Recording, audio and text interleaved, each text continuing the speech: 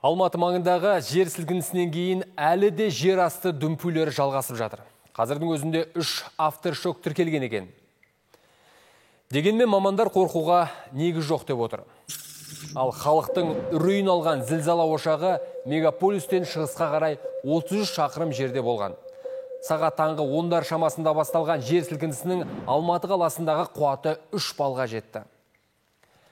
Жер асты дүмпулерін алматылықтарға қарағанда Талғар мен Есік қаласының тұрғындары қатты сезді. Өйткені бұл аймақтарда дүмпу күші 4 балды көрсеткен.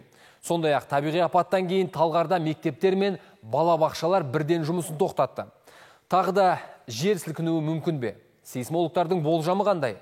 Диана Тұрлыбектің бейнематериалында. Таңертең болған жер сілкінісі әсіресе Алматы облысының Талғар, Есік, Өтеген, Батыр, Түргін мен Боралай халқына қатты сезілген. Қорқып қалған тұрғындар бірден үй мен жұмыс орындарын тастап далаға жүгіріп шыққандарын айтады. Тіпті Талғарда жер асты дүмпулерінен кейін мектептерде сабақтар тоқтатылып, балабақшалар жабылды. Қатты сілкінді. 3-тен асты ғой дейін. Қатты сілкінді. Прям бұлай бізде астыдан келді. Жермен ұрды. Қорқып қалдық, азымыз пісі мүлдемізді айтып отырдық. 3 бал болған шығар, примерно. Мен өзім ойымша. Мен банкте болған, неде? Банктегілер сразу далаға шығып, эвакуатор етіп шықты. Автобуста келе жатқам тура сол неде. Бірақ сообщениені оқыдым да, 4-5 бал болды деген. Абылай естіген. Телефонымды ашсам, жанымдағы қызға айтамын да, бай жер сілкінді ғой десем, иә маған да келді. 3 минуттан кейін резко сообщение келді, ескерту деп. Үйде болдық. Білмеппін, бір кішкене қызым айтып жатыр деді. Халықтың үрейін ұшырған жер сілкінісі кезінде ешкім зардап шеккен жоқ және қираған ғимараттар тіркелмеді.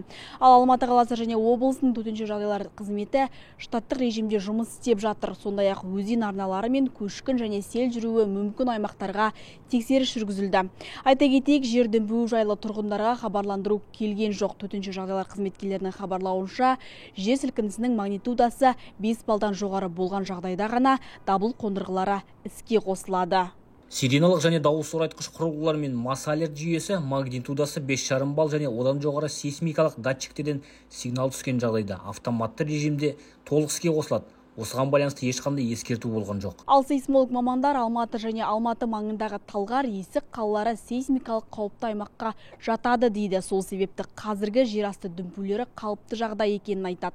Тіпті бәріне бірдей сезіле бермейтін әлсіз толқулар күнара болып тұрады деп отыр. Ондай жер сілкіністері бұрын да болған, болады, тіркеліп жатыр.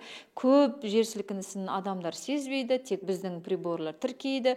Ол бізге ғылыми зерттеулер үшін жаңағы ауданның сейсмикалық жағдайын бақылау отыру үшін керек. Біздің сотрудниктердің мәліметтері бойынша осы жылдың соңына дейін ірі қауіп қатер төндіретін жер сілкінісі көрсетілмеген. Сейсмологтар алдағы уақытта ірі жер сілкінісі болмайды дегенмен құтқарушылар төтенше жағдайға дайын екен. Департаменттің ақпаратынша қалада Алатау базасы құрылған.